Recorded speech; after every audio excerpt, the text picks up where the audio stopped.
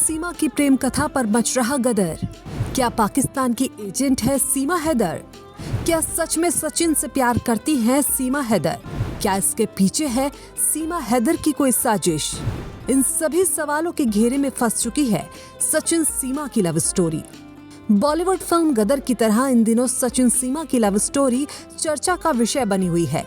लेकिन इस स्टोरी में फर्क सिर्फ इतना है, जहां फिल्म गदर में भारत का तारा सिंह यानी सनी देओल शकीना को लेने पाकिस्तान पहुंच जाता है, लेकिन यहाँ पाकिस्तानी महिला ही अपने प्यार के लिए भारत आ गई, और प्यार भी ऐसा जो ऑनलाइन गेम के दौरान हुआ।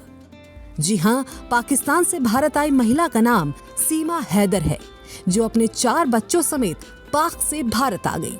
दरअसल 13 मई को सीमा हैदर अवैध तरीके से नेपाल के रास्ते से भारत पहुंची, और इस दौरान सीमा के साथ उनके 4 बच्चे और ग्रेटर नोएडा का रहने वाला सचिन मीना साथ में मौजूद था।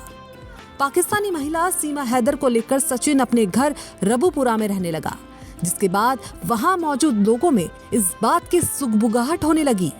हालांकि सीमा हैदर को जुलाई महीने की शुरुआत में अपने 4 बच्चों के साथ अवैध रूप से भारत में घुसने के आरोप में गिरफ्तार किया गया था, जबकि सचिन और उसके पिता नेत्रपाल सिंह को उन्हें पनाह देने के आरोप में गिरफ्तार किया गया था।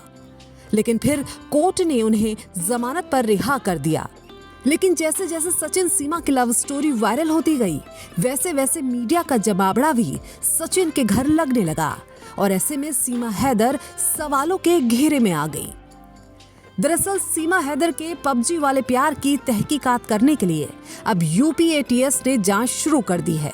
यूपी एटीएस को जांच मिलने के बाद सेक्टर 58 नोएडा में एटीएस के ऑफिस में सीमा हैदर, पति सचिन, ससुर और बच्चों से सोमवार को पहले दिन 8 घंटे तक पूछताछ की गई, जिसके कई चौंकाने वाले खुलासे आए। लगातार पूछताछ के बाद मंगलवार को फिर से सीमा हैदर, उसके बच्चों, पति और ससुर को भी पूछताछ के लिए एटीएस दफ्तर लाया गया, जहां मंगलवार को रात के लगभग 9 बजे तक पूछताछ हुई। देर रात तक चली जांच के बाद पुलिस सूत्रों का दावा है कि कई खुलासे हुए हैं। इसके लिए टेक्निकल एविडेंस भी जुटाए जा रहे हैं। ऐसे में आज बुधवार को तीसरे दिन भी सीमा हैदर से एटीएस की पूछताछ लगातार जारी है। मिली जानकारी के अनुसार एटीएस की जांच में खुलासा हुआ है कि सीमा हैदर के जो पाकिस्तानी दस्तावेज मिले हैं वे संदिग्ध हैं। ऐसे में सवाल उठता है कि सीमा हैदर 5वीं तक पढ़ी होने के बावजूद भी ऐसी फर्राटेदार इंग्लिश बोल रही हैं, और एटीएस जैसी जांच एजेंसी के सवालों का बड़े ही बेबाकी से जवाब भी दे रही हैं। वहीं बात करें अब तक की जांच की, तो सीमा हैदर के पाकिस्तान से भारत में नेपाल के रास्ते पहुंचने के बाद पाकिस्तान में सीमा हैदर के गायब होने की एफआईआर उसके पति गुलाम हैदर ने दर्ज कराई थी।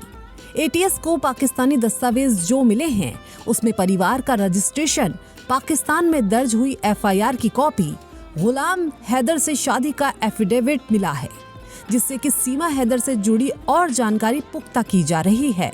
एटीएस को जो गुलाम हैदर के द्वारा दर्ज कराई गई एफआईआर की कॉपी मिली है, उसमें पाकिस्तान से गायब होने के बाद जब सीमा से गुलाम हैदर का संपर्क नहीं हुआ, तो उसने इसकी सूचना खैरपुर में अपने पिता को दी। सीमा हैदर के गायब होने की सूचना जब उसके ससुर को मिली, तो उसने कराची पहुंचकर जांच पड़ताल की, जहां जाकर पता लगा कि सीमा हैदर बच्चों के साथ सामान को एक किराए के मकान में रखकर गांव जाने की बात कहकर गई थी।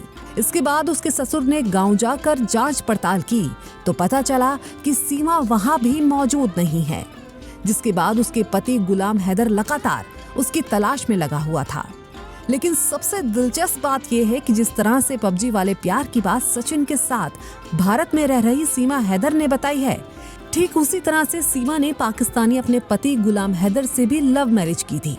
सीमा हैदर और गुलाम हैदर दोनों फोन पर बात करते थे, जिसके बाद दोनों को एक दूसरे से प्यार हुआ और दोनों ने शादी करने का फैसला किया, जिसके चलते सीमा हैदर ने गुलाम हैदर से शादी करने के लिए अपने घर से भाग गई थी। शादी के रजिस्ट्रेशन एफिडेविट में सीमा ने अपने परिवार पर जबरदस्ती करने का आरोप लगाया था।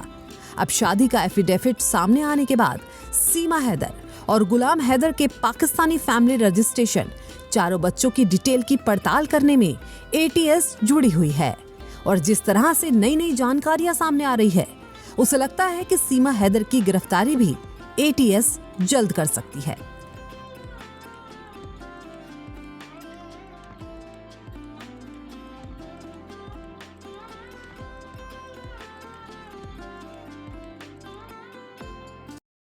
हमारे चैनल को सब्सक्राइब करें और वीडियो सबसे पहले अपने मोबाइल पर पाने के लिए बेल आइकन को दबाएं।